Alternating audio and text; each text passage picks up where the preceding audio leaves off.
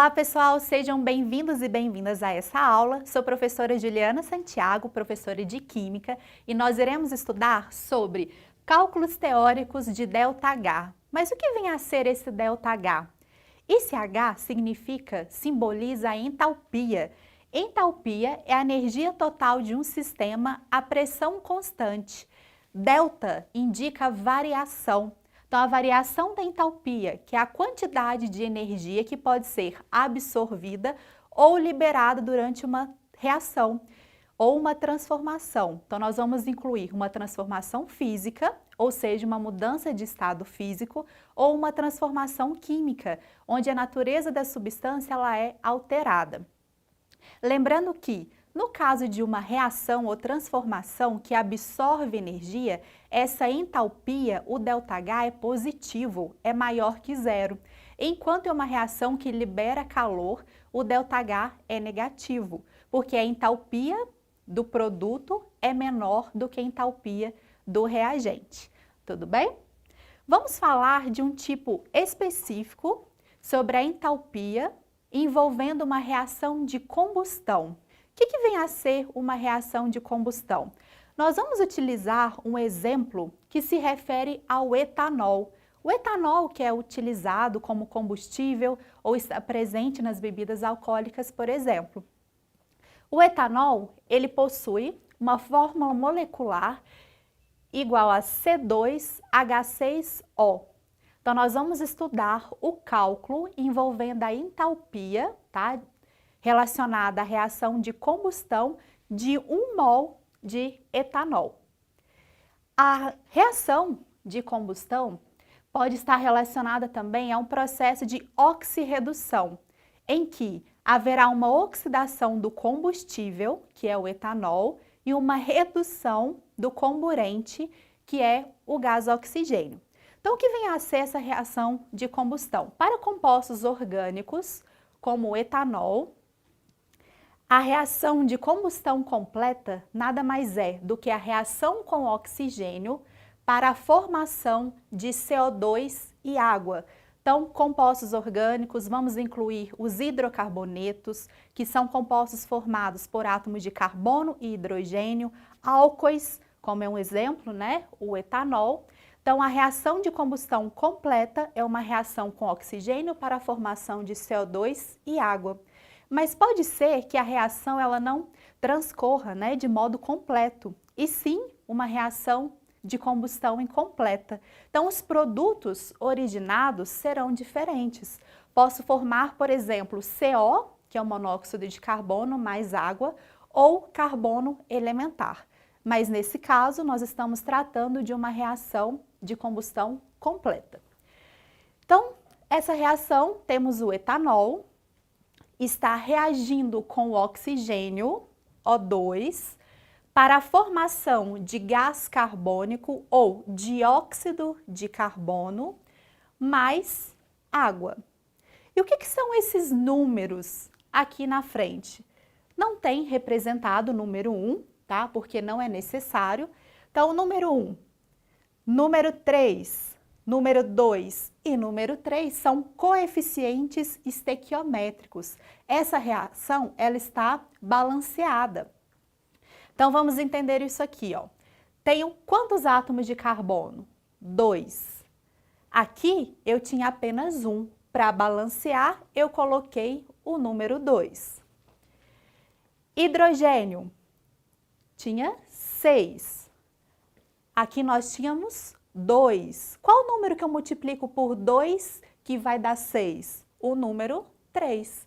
Vamos então verificar se eu tenho a mesma quantidade de oxigênio do lado dos reagentes, se está a mesma quantidade do lado dos produtos. Então, lembrando, sempre antes da seta, em uma reação química, eu tenho os reagentes e depois da seta, eu tenho os produtos. Vamos verificar o oxigênio. 2 vezes 2, 4, mais 3 vezes 1, 3. 4 mais 3, 7. Então, do lado do produto. E agora do lado reagente. 3 vezes 2, 6, mais 1, 7. Então, essa reação ela está balanceada.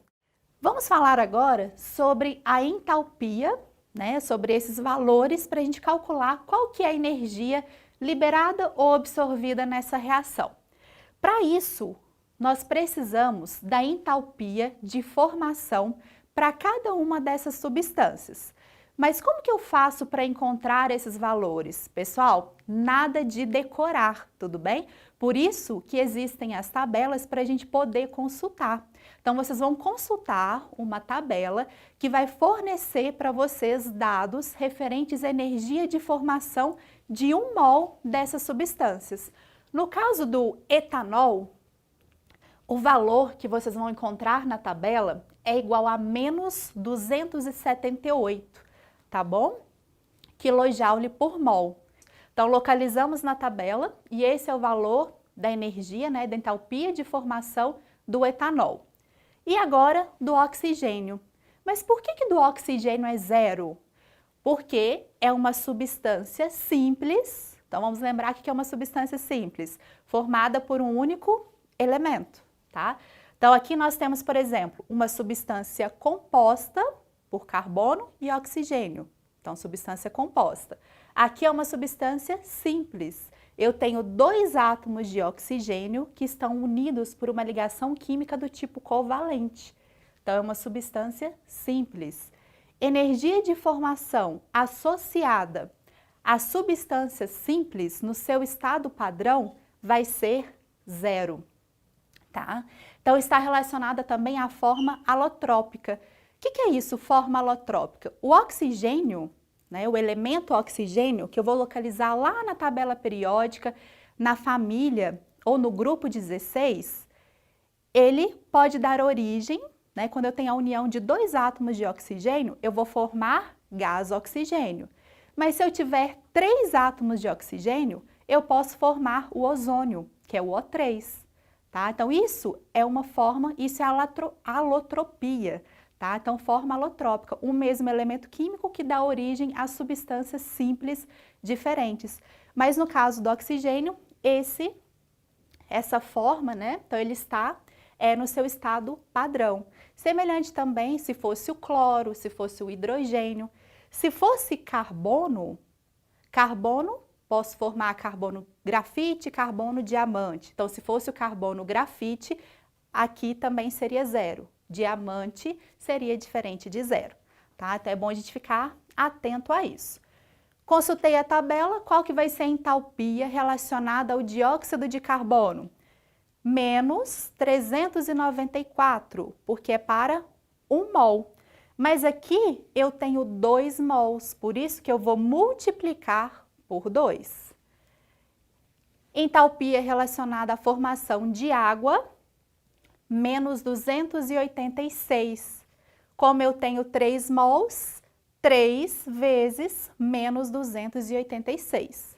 Vamos agora fazer o somatório.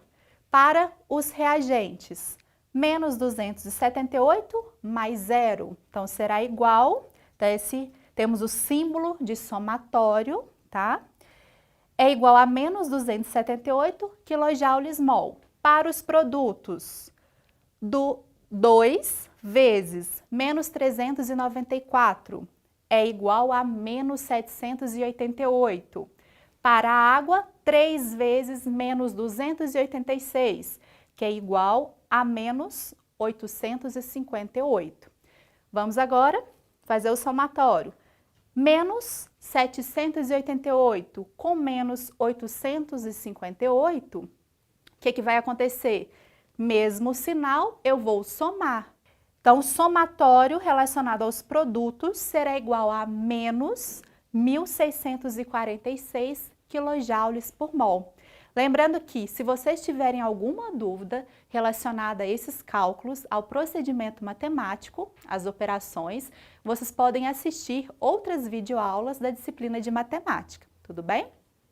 Vamos agora para o cálculo, então, da entalpia, tá? Que será somatório da entalpia dos produtos menos somatório da entalpia dos reagentes. Qual o valor que foi obtido para a entalpia dos produtos? Menos 1.646. menos o valor relacionado ao somatório da entalpia dos reagentes, que é menos 278. Menos com menos é mais, então teremos sinais diferentes. O que nós fazemos? Uma subtração. Menos 1.646 com mais 278. Então, subtraindo, resulta em 1.368. Como vai prevalecer o sinal do maior, esse valor ficará negativo. O que indica esse valor negativo? Entalpia, quando eu obtenho um valor negativo, a reação é exotérmica. Então, reações de combustão são reações exotérmicas. Se eu chegar próximo, por exemplo, de um local onde está ocorrendo um incêndio, eu vou sentir aquele calor, né, que vem justamente da energia que está sendo liberada, que está sendo desprendida, tá certo? Enquanto, para reações que o ΔH é positivo, eu tenho ali reações endotérmicas. Espero que tenha ficado claro para vocês, que vocês tenham entendido sobre o cálculo teórico, tá? Para variação de entalpia. Existem outras formas para a gente poder calcular, utilizando, por exemplo, energia de ligação, lei de Hess, que está relacionada a algumas reações intermediárias, mas nós fizemos nessa aula um exemplo. Aproveitem para tirar uma foto desse quadro. Agradeço pela atenção de vocês. Até a próxima aula!